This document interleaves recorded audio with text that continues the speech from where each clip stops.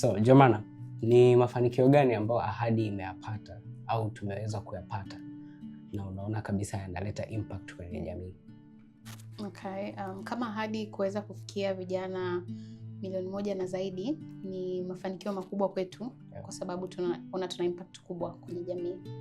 Lakini sasa kwa kijana anayetusikiliza hapa au kwa mtu yote anayetusikiliza, hii milioni 1 plus au milioni 1 na zaidi, sisi kuweza kufikia milioni 1 na zaidi vijana, inaleta maana gani? Yaani inamaanisha nini?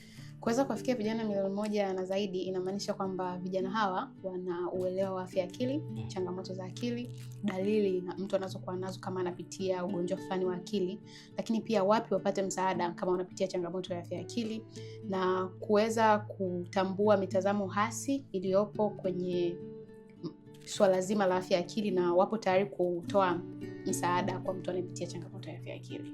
So, Jomana, ni ujumbe gani ungependa wafikie vijana ambao wako huko mtaani wanapata ugumu kufunguka kuhusu changamoto zao za akili wanazopitia kila siku? Kwa ufupi, ningependa kuwakumbusha kwamba it's okay to ask for help. Yani ni sawa kabisa kuomba msaada na wala usiogope kutafuta msaada, kwa sababu kama Ahadi tunajitahidi kuwafikia vijana popote walipo na kwa muda wanaohitaji msaada.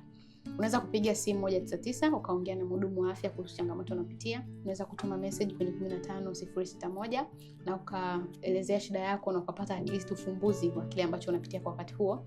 Lakini pia unaweza kupakua application yetu ya Ahadi kupitia App Store au Play Store na kuweza kuongea na mtu wa huduma, kubook therapy na kuchat na Ahadi pia.